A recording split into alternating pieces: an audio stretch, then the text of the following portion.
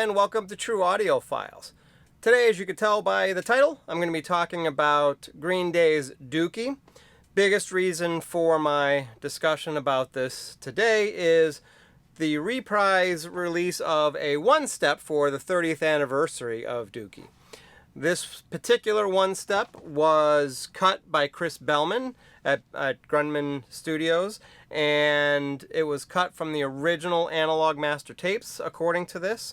It was cut at 45 RPM, and I actually got number 330 out of 3,000 copies that are being made for this. And basically, I'm going to be comparing it to a reissue from, I think it's 2023, on light blue vinyl. And it also was cut by Chris Bellman, but obviously not at 45 RPM, and it's not going to have the one-step process. But both cut by Chris Bellman. I am going to assume, but I don't know this for a fact, but I believe that this was probably cut from a high-resolution digital copy of the master tape and not the actual analog master tape. But I don't know that for a fact. If anybody out there knows for sure, it'd be awesome if you could let me know. But anyways, to give you an idea of the process that I go through when doing these videos and doing these shootouts is I basically run through the latest release all the way through to listen to it, kind of pick out songs that I think would be a great song or two that are going to be good to do a demo or a comparison between the two different versions of the album, and just to make sure everything is good and sounds okay on these releases. One thing that I did notice when doing this though visually is that there were a couple of pressing issues that I was a little bit concerned about.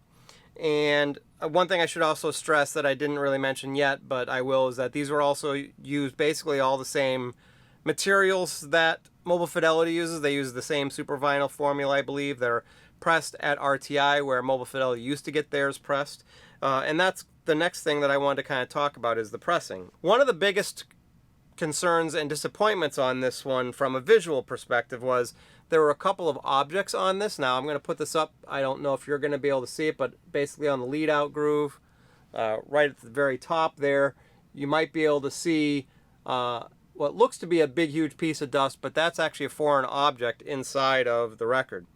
One other one that came up, and again not in the listening area of the album, is if you look at the very top again, there is a, I don't know, it almost looks like a scuff. It's really hard to describe what it is, but there's kind of white marks all the way across, like maybe a quarter of the record around the edge. But what I will say is I listened to it all the way through, and none of that came through on the playback, which I was grateful for. So that being said, I also, one of the things I do, I should kind of go back to my process here. I'm jumping all over the place, I apologize, is I try to volume level match everything as well. I take a sound meter and I try to get the playback of both versions of the album to sound at within about a half a decibel of each other, just so I can get them as close to the same volume level as possible when I play them back, so there's no favoritism there. So that's part of the process also. So let's talk about the one step, because that's what I did. Is I listened to that first. Is I put it on. First thing noticed right away is definitely super quiet vinyl, which was awesome. It sounded really good to start off with. It's had a nice warmth and richness to it. Definitely some powerful bass, and it definitely had decent highs. And it really had the punch I remember from the early pressings and the digital copies of them. But it's overall I thought it sounded really good. If there are two complaints that I would have, one more egregious, I guess, than the other. One is it seemed like the guitars really didn't seem to have the edge that I remember them having. They kind of sounded kind of a muddy sound to them a little bit. They had a good sound stage. There's definitely some depth, and you can definitely hear the separation of the instruments to a certain extent, but they just didn't sound as clear and edgy as I remember them tending to sound, which is kind of this, in my opinion, the kind of the sound you want for the type of music this is. So the other one that was more important, at least to me, is that there was still some sibilance on this, or shouldn't say still, but there was sibilance on this. The thing that kind of made me think when I heard this is, this is a relatively new formula for super vinyl, and I would say over the past year or so, maybe a little bit more, I have been noticing most, not all, but most of my super vinyl reissues, whether it's the MoFi one steps, this one step, or the Mobile Fidelity, just regular super vinyl, or not regular, but they're super vinyl reissues that weren't one steps. A lot of those all have had sibilance. There were some that didn't, I'm going to say right there, but a lot of them did. And it makes me wonder whether super vinyl is just more susceptible to sibilance. And it's also possible that it's my system. My cartridge is a relatively old cartridge. It's a pretty new stylus, though. But I will also say that almost all of my other records don't get sibilance issues. There's very, very few records that are not super vinyl that I have sibilance issues with. Pretty rare. I could probably almost count them on my two hands, how many records I've heard in my collection, and I've got thousands, that actually have sibilance issues on this setup. So, that aren't super vinyl. All right, so that being said, those were kind of the major issues that I came across when listening to this. I put on the other older Chris Bellman cut, the single record 33 RPM version, and I thought that it definitely didn't sound as warm. One thing where I really noticed it most was in the song Longview. At the beginning, you've got the toms being played, and then you get the bass kind of come in. And both of those didn't have the warmth and kind of deep punch that the one step had. But what it did have is it had more kind of upper mid-range, lower treble sound to it, which definitely gave you that guitar edge that you kind of miss on the one step. And it definitely still had bass. It was definitely a good amount of deep bass, but just not quite the oomph, if you will, that the one step had. The one step also did seem to have better soundstage depth, or perceived to be better soundstage depth, where it seemed to have a little bit better separation of the instruments, maybe a little bit of a deeper soundstage to it as well. So overall, there's kind of good and bad with both. And as always seems to be the case, it's pretty rare exception, but both have their qualities that are very good, and there isn't, I would say, a super cut and dry winner here, in my personal opinion. Now, the one step, I would say, if you got rid of the sibilance and all the sibilance, and maybe, a different cartridge, a more fine-tuned system would get rid of that, I might give the slight edge to the one step, just because of the soundstage depth and the warmth that the bass guitar and the lower toms have, and just it does have a great clarity, and the pressing quality is definitely better.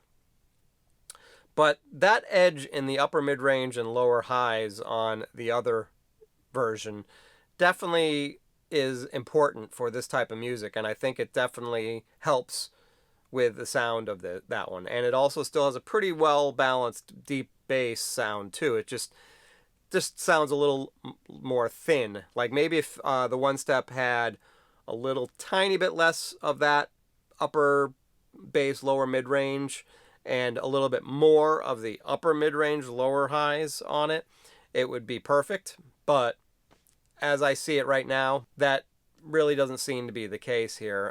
So I guess I would still probably give the edge to the one step just slightly.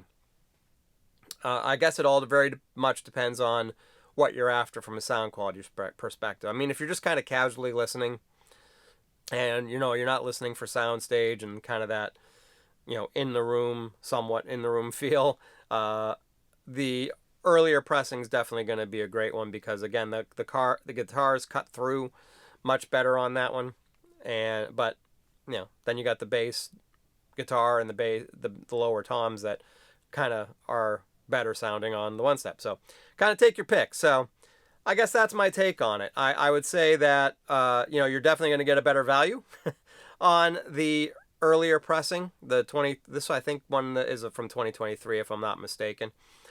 But it's significantly cheaper.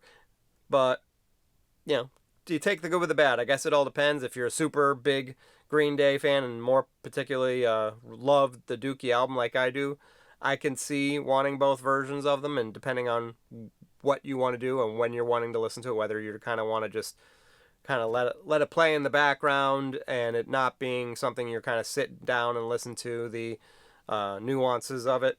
So, but that's kind of how I feel about it. So I'd love to hear your thoughts.